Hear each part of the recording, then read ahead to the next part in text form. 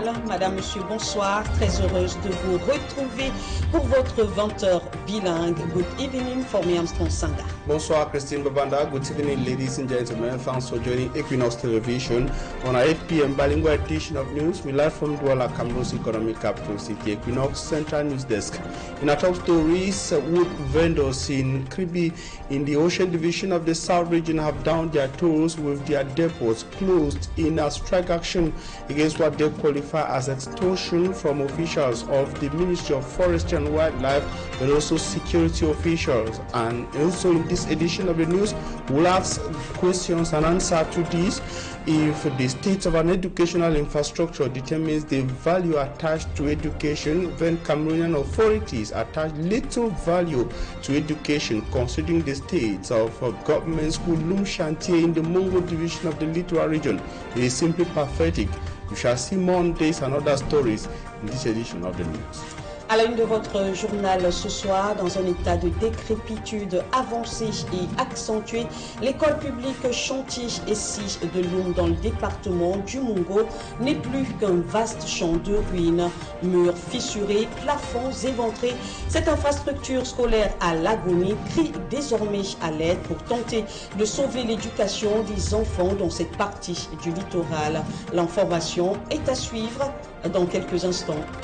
Également dans ce journal, le VIH-Sida tue moins mais fait des ravages chez les tout-petits au Cameroun. Ils sont donc plus de 1000 enfants atteints de cette pathologie selon les chiffres du Comité national de lutte contre le sida. Les statistiques de cet organisme sont à suivre dans un court moment. Vous avez les titres, soyez les bienvenus.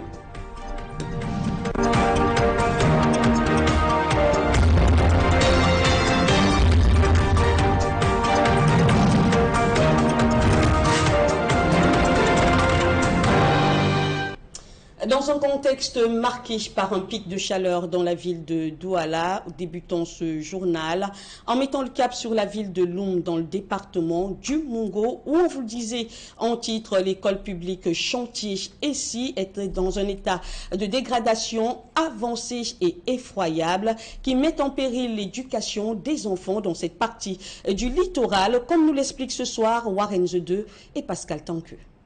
Inexistante, murs fissurés et bâtiments menaçant de s'effondrer.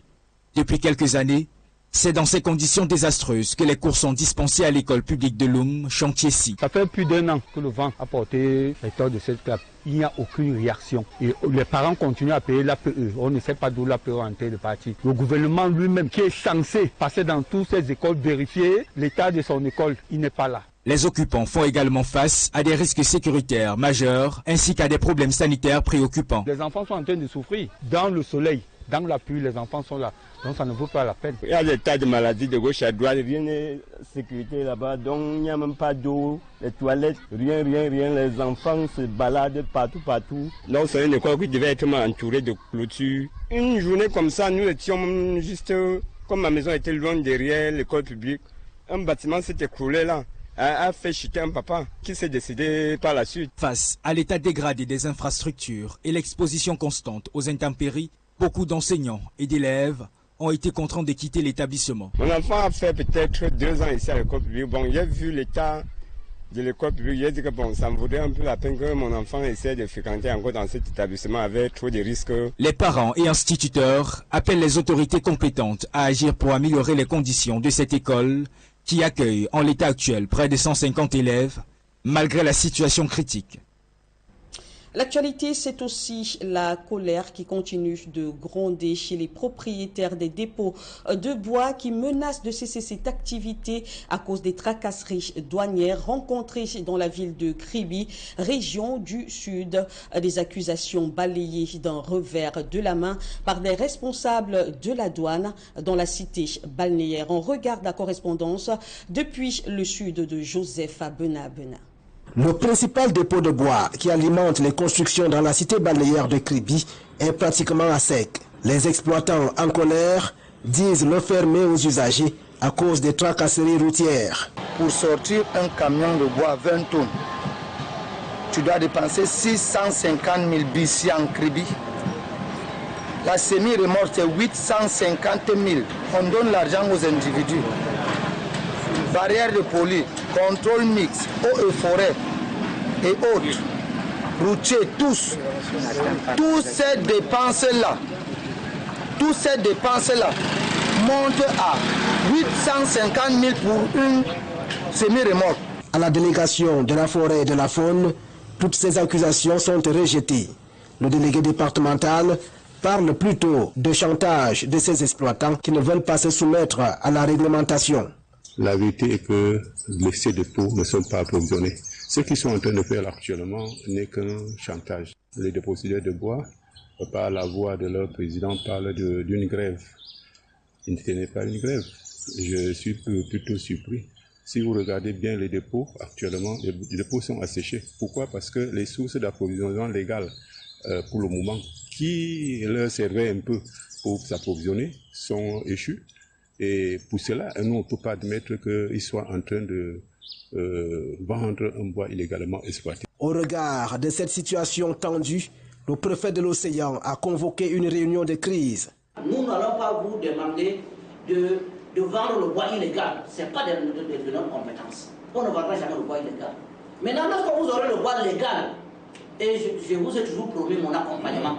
Parlant de la légalité, les exploitants de dépôts de bois ont plutôt une autre conception. Quand on nous parle de la légalité, qu'est-ce qui est légal au Cameroun? Rien n'est légal. Chaque Camerounais a droit au droit d'usage. Avec les nouvelles mesures du ministère de la Forêt et de la Faune, il devient difficile pour les agents publics honnêtes de laisser circuler le bois illégal.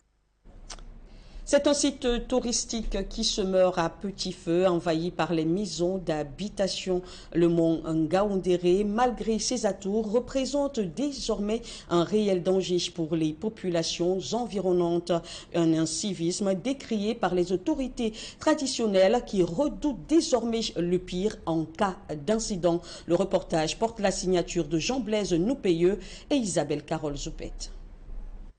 Des centaines de maisons construite au fil des ans, au pied du mont Ngaoundéré, dans la région de l'Adamawa.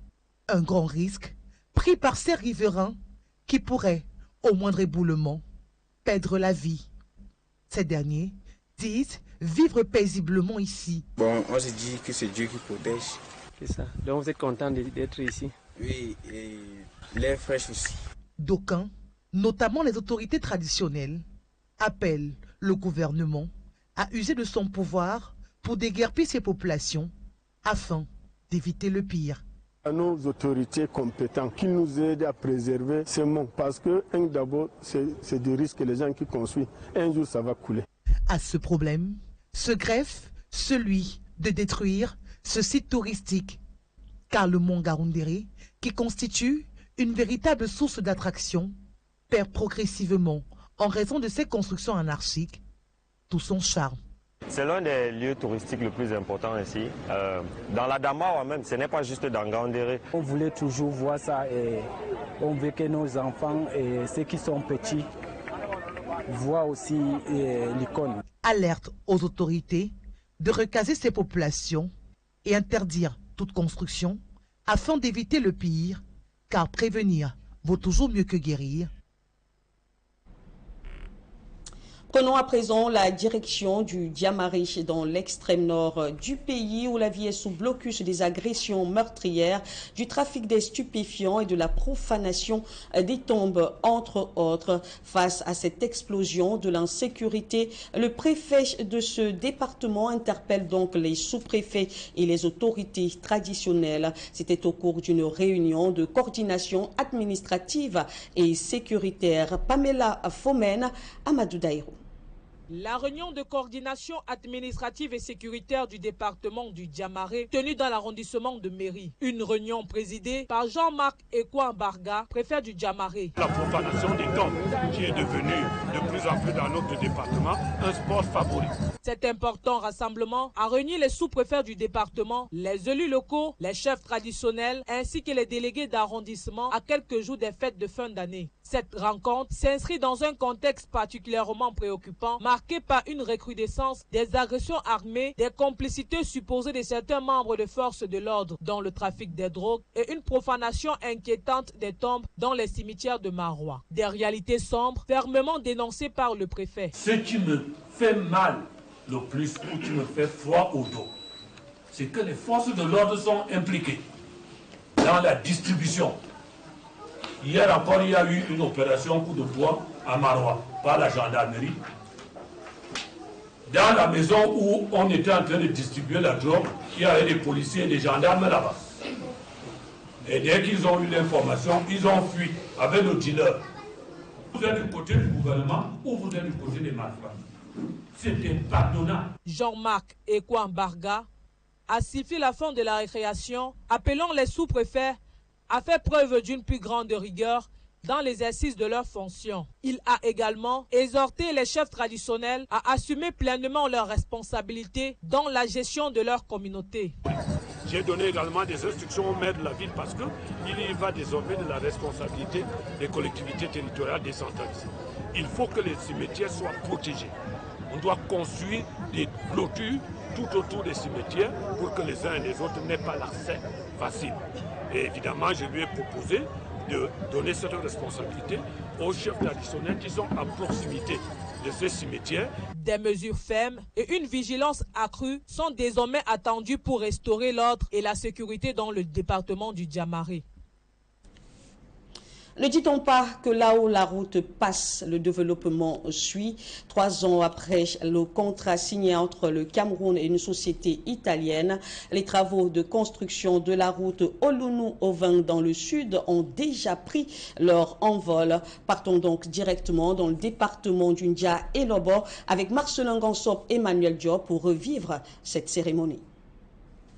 Ici le village Olonou, dans l'arrondissement de Meyomessi, département du Ndja et Lobo. C'est le point de départ de la phase 1 du projet de construction de la route Olonou-Aucun, frontière Gabon, dont le ministre des Travaux publics donne ici le coup d'envoi des travaux. De désenclaver cet important bassin de production afin que la production agricole soit écoulée vers les grandes métropoles camerounaises et gabonaises, d'augmenter les revenus des populations, de repousser la pauvreté et de renforcer l'intégration nationale et sous-régionale. La région du Sud connaîtra sans doute son émergence économique à partir de la route Olonou, frontière Gabon.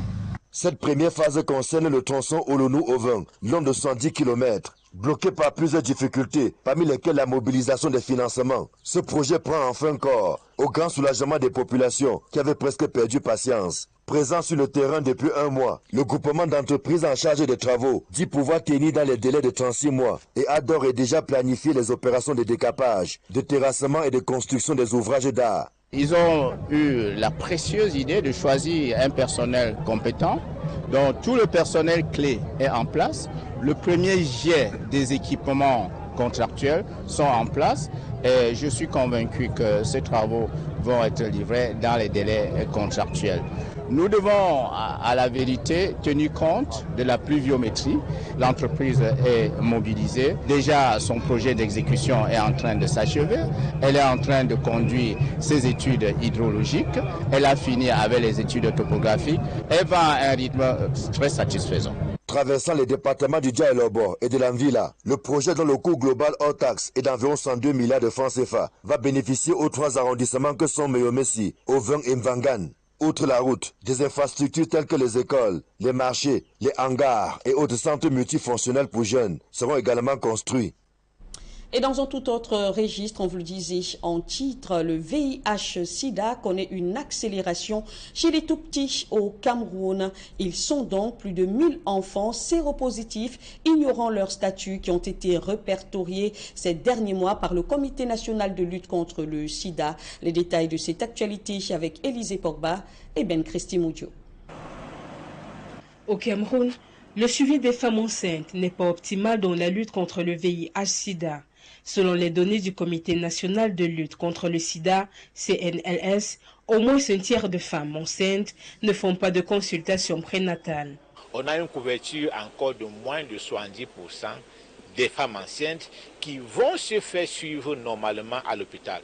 Alors imaginez si elle est VIH positive, l'enfant qui n'est pas né d'une mère qui est testée a au moins 30% de chances d'être infecté durant la grossesse ou bien durant l'allaitement. Une situation qui contribue à la propagation de la maladie. Selon une récente étude menée par le CNLS, de nombreux enfants ignorant leur statut sérologique ont été recensés en communauté. Ce travail a permis de tester près de 1000 enfants qui sont positifs dans la communauté et qui sont dans nos écoles et qui ignorent qui vivent avec le VIH. Des chiffres qui viennent grossir le taux des personnes infectées par le VIH-Sida au Cameroun. Au Cameroun, nous avons plus de 450 000 personnes qui ont déjà été identifiées avec le VIH. Et parmi ces personnes, plus de 95% ont déjà été mis sous traitement antirétroviral. Toutefois, selon le ministère de la Santé publique, les progrès dans la lutte contre cette maladie sont appréciables. Le nombre de nouvelles infections est en diminution de plus de 26%. Et le nombre de décès liés au VIH-Sida est également en baisse de 16% comparé à l'année 2022. La réunion statutaire du Comité national de lutte contre le sida qui a eu lieu à Yaoundé avait dès lors pour but d'ajuster les axes du combat contre cette maladie dont le taux de prévalence depuis 2018 se chiffre à 2,2%. À présent, l'actualité en langue anglaise avec vous, Formé Armstrong Sanda. Thanks, Christine Babanda. Ladies and gentlemen, we're happy that you're staying with us in a second segment of news. We're starting with one of our lead stories. Parents and teachers of kids at a government practicing school Loum Chantier in the Mungo division of the Littoral region of Cameroon are imploring the government of Cameroon through the Ministry of Basic Education to ameliorate and also remove shame from their face by refurbishing the very dilapidated infrastructure at the school. Parents in Loum continue to remove their kids from the school to send them to private schools with classic and better infrastructure. And at government practicing school Loum Chantier, the few kids who are still there are exposed to harsh climatic conditions and also the risks of contracting disease from the dilapidated but also unhealthy walls. We have details with Equinoxe in the following report. The Cameroon flag flying at government's primary school Loum Chantier in the Mungo division of the Littoral region. Just like many other government schools all over the national territory, the state has abandoned the educational establishments in ruins. Even the PTA is in coma as a section of the school keeps operating without a roof. It is more than a year that wind blew off the roof of this structure, yet no reaction from anyone. Parents keep paying PTA fees, but we don't know where the money goes to. The Ministry of Basic Education has turned a blind look at the school. Children study exposed to the sun and rain. Le vent vient, tu vois comment même la toiture est la menace quitter encore. These structures are in an advanced state of dilapidation, disgusting walls, cupboards, and the entire classrooms. Where there is a roof, the ceiling begs for replacement. C'est la raison pour laquelle nous avons un effectif de 150 élèves, une école, c'est inquiétant vraiment.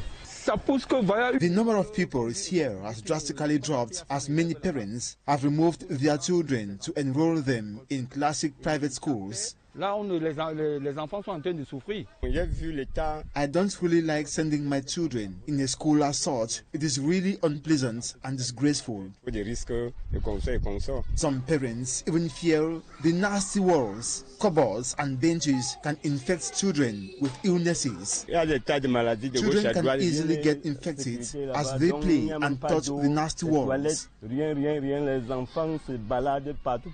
Officials in the Ministry of Basic Education are implored to help refurnish the school in a bid to draw back the great number of pupils who have left and enrolled in private schools with good infrastructures and facilities. And from the littoral region, we take you to the south region of the country to say that planks and wood vendors in Kribi, in the ocean division of that region, have embarked on an indefinite strike action. The vendors say that their sit-in strike action is in demonstration against extortion from forestry and wildlife officials in Kribi. Jean Mercy, a wood dealer and vendor, says they spent 650,000 francs CFA, for example, to police, gendarmerie and officials of the Ministry of Forestry and Wildlife to transport a 20-ton of wood from Abisang to Kribi. Their actions and strike action, however, attracted the interest of the senior divisional officer for the Ocean Division, who in a crisis meeting promised to look into the worries of wood vendors. As for now, wood depots in Kribi have all been shut down. From Kribi, we move over to Yaoundé, where a memorandum and also a correspondence from Cameroonian drivers plying the Douala-Bangui corridor has been forwarded to the Prime Minister, head of government of Cameroon. The drivers say that they will stop work if their worries are not attended to. In the correspondence to Cameroon's Prime Minister, the drivers on the Douala-Bangui corridor say that they suffer a lot from extortion to attacks from armed groups when they cross to Central African Republic from Cameroon. They are also asking the government of Cameroon to respect the memorandum it signed with neighboring Central Africa to protect transporters on the Douala-Bangui corridor. Innocent as once again. Truck drivers plying the Douala-Bangui corridor are threatening to go on strike if their preoccupations are not attended to by Cameroon's Prime Minister within a period of 8 days. Their grievances stem from the non-respect of terms of the convention signed between the government of Cameroon and that of Central African Republic for the protection of truck drivers from both countries plying the corridor. Ce dont nous demandons actuellement au Premier ministre dans... We demand strict respect of the convention on free movement of people and goods, considerable reduction of multiple control posts between Tantonia and the Biloko stretch of roads in the Central African Republic, return of assistant drivers. Le motoboy, c'est l'aide conducteur. A major issue triggering this move is the insecurity of Cameroonian truck drivers in the Central African Republic, threatened and attacked by rebels, resulting to the killing of a Cameroonian truck driver recently. L'ouverture. We demand for the opening of an investigation on the tragic killing of a Cameroonian truck driver in the Central African Republic, indemnification to victims attacked, indemnisation des victimes, puisque ce n'est pas le seul cas. These drivers disclose they are not at all covered by the terms of the convention, exposing them to extortions and insecurity in the Central African Republic. C'est-à-dire le Cameroun a fait son effort. The Cameroon government is playing its part, but those in the Central African Republic are not. We are tortured in all forms, including forceful payments of diverse levies, security fee amounting to 50,000 francs CFA per driver. But we are not escorted by the military in the Central African Republic. Cameroonian truck drivers are allowed to be killed by rebels. It is recurrent and we deplore this. Ce n'est que les chauffeurs camerounais qu'on enlève. Within a month, about 2 Cameroonian truck drivers have been killed by rebels and several others injured in attacks. Reason why they rise up for justice and for revision and respect of the convention terms by both governments. And in insecurity, rather security, the midterm evaluation of a simplified military training held in Mutengene in the Fako division of the Southwest region for trainees from the National School of Local Administration, NASLA. The NASLA trainees were reminded of the task ahead of them, which is to uphold the law in Cameroon, but also to protect Cameroonian citizens. Our lady on that story is Essie Lucy Liengu. Over 430 students from the National School of Local Administration, NASLA, in Boya have reached a 2-week milestone training at the Police Training Center, SIAP, in Mutengene.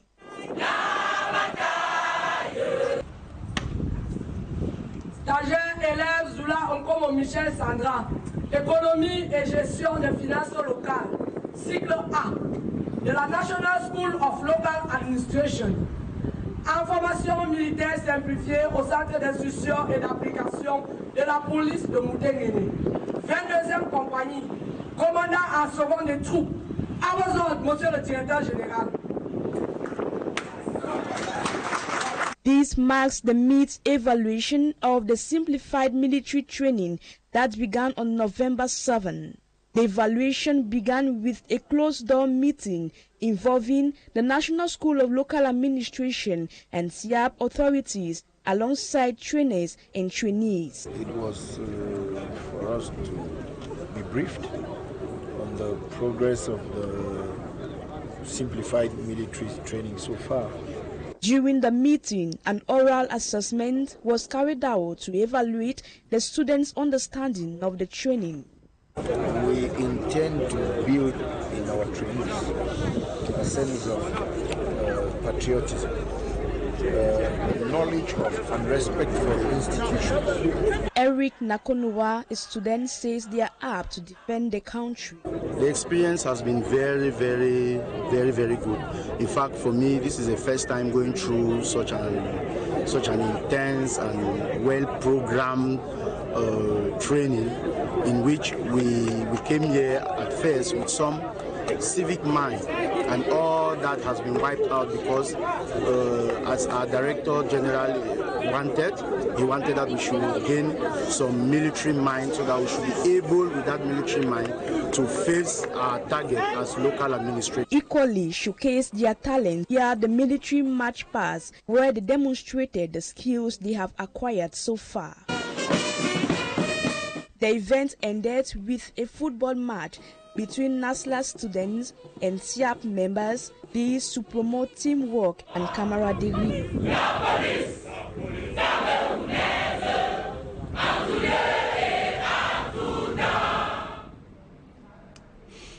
Politics.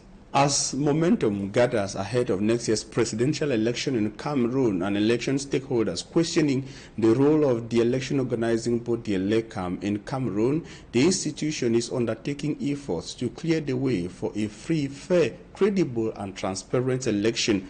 Babla Jonathan is the man on the story. For several years, opposition and civil society leaders have been raising concerns about undemocratic practices watering down the credibility of elections in Cameroon. Elections organizing body Elections Cameroon, ELECAM, has been spearheading efforts to ensure free, fair, transparent and credible elections.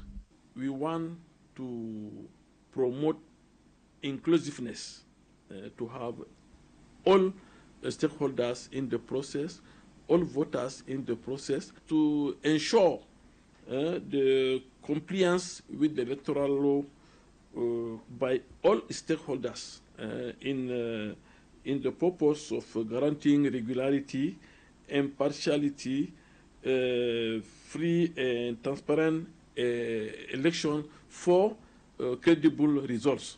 It is the purpose of the consultative platform between ELECAM and other stakeholders of the electoral process launched in August 2023. Ahead of the 2025 presidential election and the municipal and legislative elections in 2026, second edition of the Come Together of Election Stakeholders scheduled for November 26 will focus on peaceful electoral dialogue as a pillar of democratic governance. Nations from the stakeholders are thus expected to contribute to achieve this objective. From these recommendations, find reasons to improve the participation of women, youths, minorities, and people living with disabilities. Finding of measures to stop fake news concerning elections, hatred speech, and to render the processes very smooth.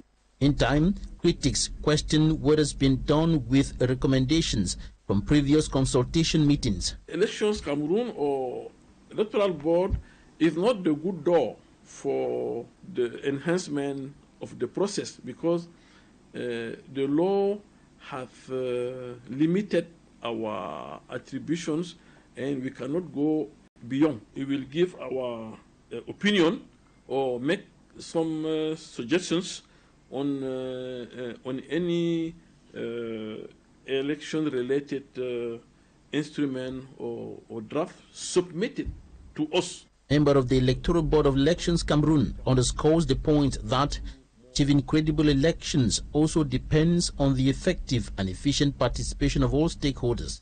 Thus, need to raise awareness, build the capacity of key stakeholders. And that's where we put an end to this edition of the Bilingual Newscast on Equinoxe Television. We thank you immensely for your keen attention, urging you to stay in the company of interesting programs on your #1 television channel, Equinoxe. Christine Babanda and I will show be back here tomorrow at 8 p.m., God willing. Christine, see you tomorrow at 8 p.m. In God will, for me, Armstrong Sanda. Equally have a nice evening. Thank you. Fin de ce journal. Merci à vous qui nous suivez partout dans le monde. Merci également à toute l'équipe technique pour la réalisation de cette tranche d'information. Portez-vous comme un charme et restez en compagnie de nos programmes les meilleurs.